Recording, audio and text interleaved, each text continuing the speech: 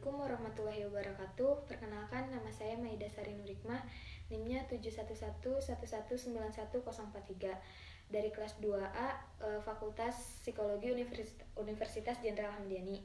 Nah, di sini aku tuh bakal ngejelasin tentang motivasi.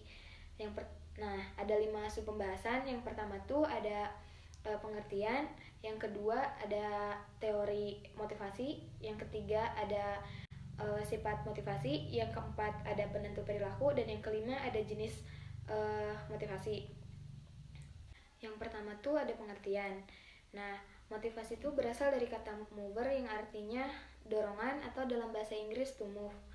Motif ini bisa juga diartikan sebagai kekuatan dalam diri organisme untuk melakukan sesuatu atau dorongan untuk berbuat gitu, atau driving force. Nah, motif ini tidak berdiri sendiri tetapi saling berkaitan dengan faktor lain, baik itu faktor internal maupun faktor eksternal. Nah, kalau contohnya faktor internal tuh jadi dari dalam diri kita, misalkan kita tuh belajar karena kemauan kita sendiri. Nah, kalau sedangkan eksternal, misalkan kita belajar karena besok tuh ada ujian lisan kayak gitu.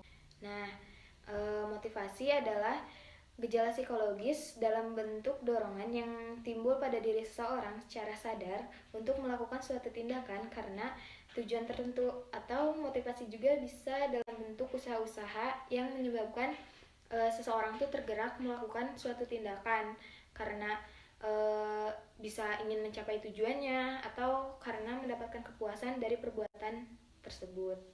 Nah, sekarang lanjut ke yang nomor 2, yaitu teori motivasi. Terdapat berbagai macam teori motivasi, yang salah satunya adalah teori Abraham Maslow.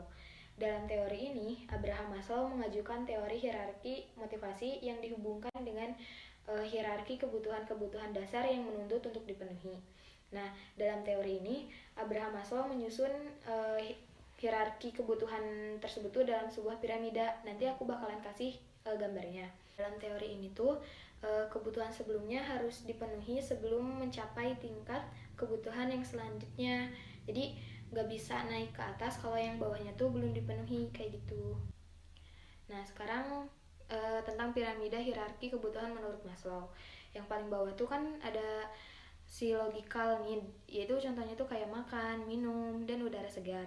Terus yang selanjutnya tuh yang ada safety need, contohnya tuh kayak papan rumah gitu kan. Contohnya kalau kita punya rumah, kita tuh ngerasa aman gitu.